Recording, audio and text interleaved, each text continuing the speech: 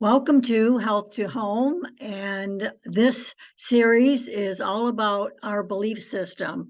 Our belief system is what controls or runs the way we live. It has to do with our lifestyle. It has to do with what you believe to be true. And this episode, episode 2, is all about music and sounds. Um, Music is present in every part of our lives. Our spiritual rituals are framed from songs. Children learn the alphabet through song and the malls and cafes and music on hold. So it's a very much part of our lifestyle. And then I want to explore in this particular episode how it affects our health and well-being and our happiness. Much of what we do on a daily basis can either affect our health in a positive way or in a negative way. And I personally do not play music. I know some people who get up in the morning, actually their alarm clock is music. So they start the day with music and they end the day with music, and it's a constant in their life. I never was one who did homework to music. I actually needed silence to get my work done. I'm easily distracted. If I go to somebody's house and they have the TV playing, I'm not visiting with them anymore. I'm involved in what's going on in the TV. And I find it rude when somebody invites me to come over and it has the TV playing, and I find that it is rude. Um, Music, on the other hand, of course, you can have soft music, but if it's blaring and you can't converse over the music, I find that rude too. So I have pretty strict rules about music. I'm very much driven by music. There's music that really upsets me, and there's music that makes me feel good. And that's because I'm really in tune with how I feel. And part of this series is to help you understand how you feel, to get to that point where you can ask yourself, how does that make me feel? Because how you feel impacts your health. And this is health to home. So some researchers have done a tremendous amount of work on music and how it impacts our life, how music can suggest and influence us. It actually, there's been studies that show that it can impact our health in far as illness goes, depression, even spending, productivity, and even our perception of the world. So let's dig into this. I'm Mary Bourne. I'm a traditional naturopath. I love sharing natural remedies with people. Natural remedies have been around for centuries, thousands of years. And music has been around a long time too, because when they dig up historical places, they find ways of making music. They find musical instruments, drums, cymbals, all kinds of interesting instruments that let us know that our ancients actually did have music. They probably involved ritual in the music. So recently, a United Kingdom study explored how drill music, it's a genre of rap characterized by threatening lyrics. I go into different rabbit holes when I research this information and these classes that I present to you. This was a whole new thing. I had no idea that people were actually listening to this type of music. But the emergence of social media allows more recording and sharing. And that's kind of an interesting thing because here on YouTube, I can't play music because most music is licensed. You have to get permission from the person whose music you're going to play. And oftentimes that permission it takes so much time. Now, there are certain music that you can play on YouTube, but they've gotten even stricter about that. That stuff that used to be available to you, music that was available to you, is somehow you'll get a notice on there that you've hit a violation of some sort. So it's like, okay, it's like not worth that. Music doesn't have to be part of what I do. So most times I don't. And I feel that, well, it's safer.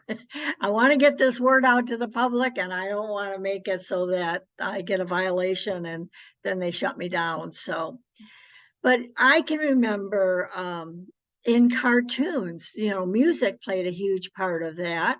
And cartoons have gone a long way from Bambi. Let me tell you, they are really, I know we used to have Roadrunner but the violence was like, the guy would fall off the cliff and next thing he was running and doing, it was like nothing really happened. There was no blood, no guts, and now it seems like that's what you see. And that is kind of disturbing. But the content of these songs is about gang rivalry. And unlike other genres, the audience might judge the performer based on whether he will follow through with the crime that he's singing about. It's kind of a ridiculous, to me, ridiculous how I can't play innocuous songs, but they can produce this on other YouTube things and incite violence. That's unfortunately the way the world works now. But there's an author of this article called Craig Pinkney. He's a criminologist and lecturer at the University College of Birmingham in the UK, and I've linked his YouTube discussion in the show notes. So studies have some very mixed evidence, and most use observational data instead of controlled experiments that can take place and take into account people's personality, how, where their environment. People who are already prone to violence might be drawn to violent music. They've listened to it and it's what they're comfortable to. But again, through this lesson, what I would like you to say to yourself after you're listening to music is just to take a breath and ask yourself, how did that make me feel? I don't think people examine how they're feeling about things. And if they're feeling a certain way, is it the way they really want to feel? Is it the way they want to run their life? Because if this is impacting you on everyday levels, then maybe the pain you feel or the depression you're experiencing is partly because of the music you're listening to. We're going to get into the certain vibrations and how those vibrate in your head and what neurons are impacted by that particular sound. So there was another study that showed violent songs led to more aggressive thoughts in 3 measures.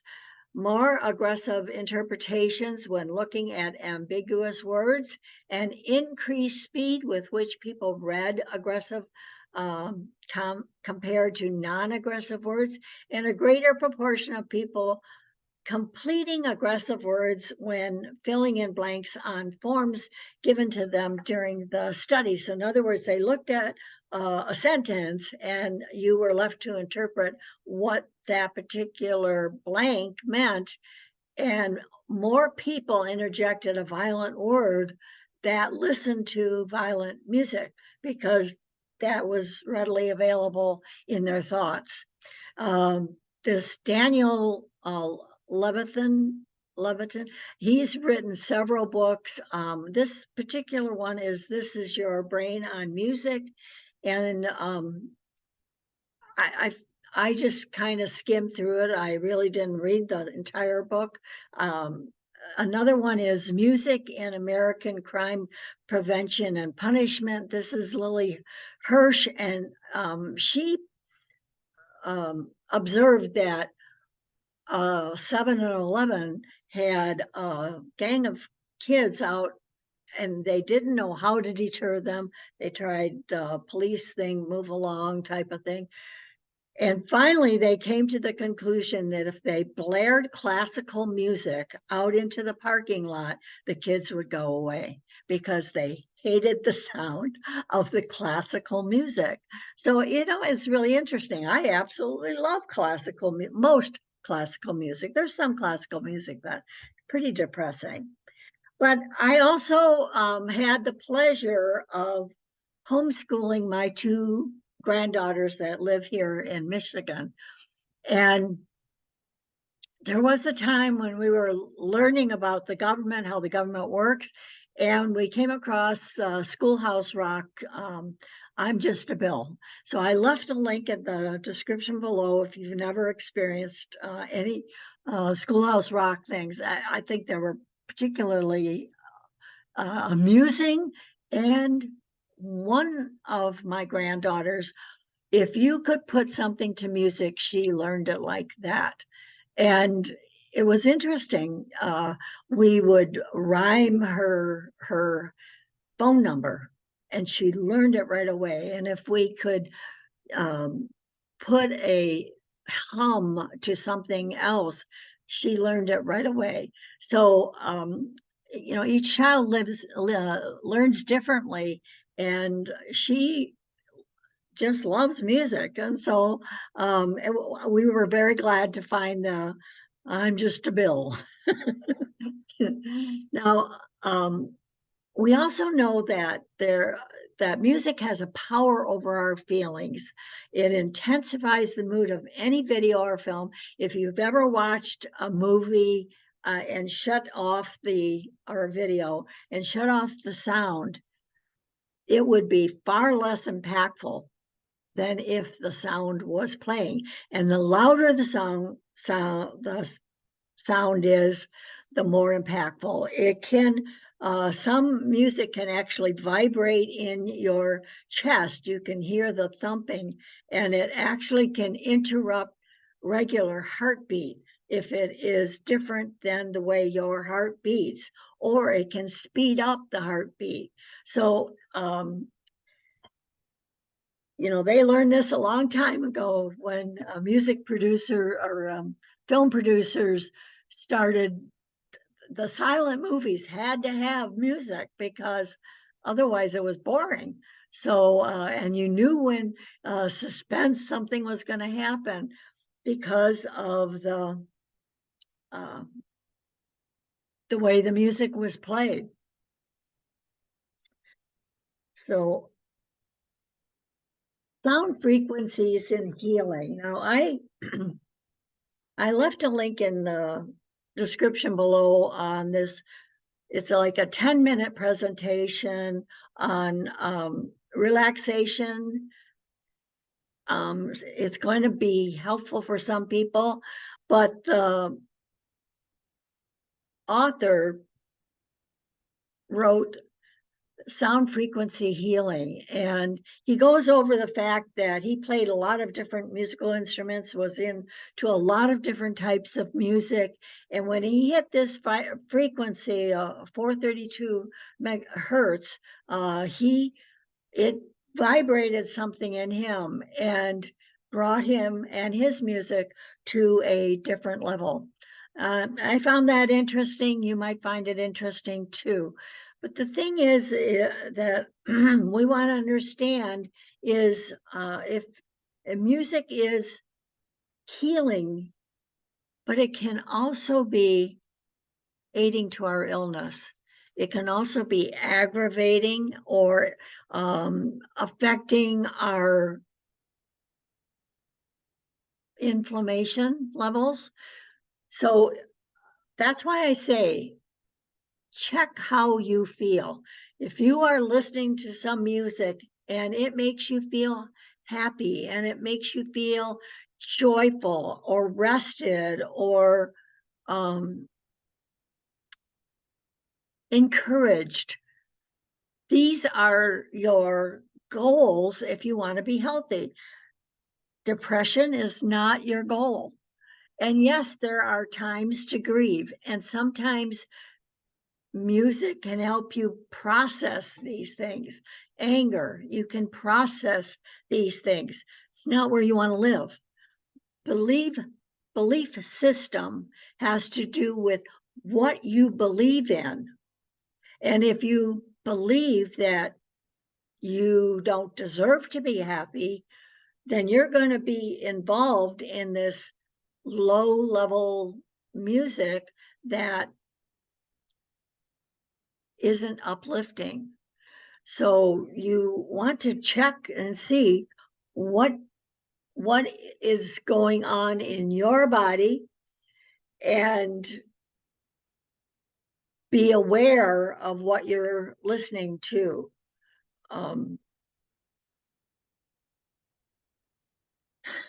Frequencies and vibrations and sounds can be very healing. There are certain hums, that mantras that the monks learned, that they knew that these vibrations could heal. And these are the things that we want to tune into if we want to heal. So I hope that you have gotten some benefit out of this. If you have, give me a thumbs up.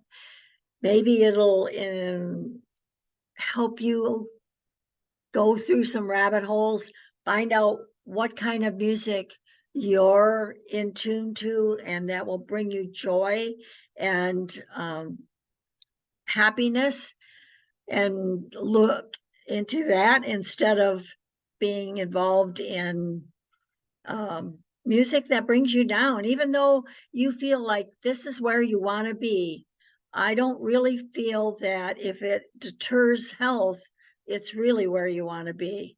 So be more observant of how it makes you feel and stay tuned. Please share these videos with other people that you care about. I hope to see you in another class. Subscribe if you will. I have lots of videos on healing and health and herbs, which are my passion, as well as gardening. So until next time, this is Dr. Mary for the Health of It.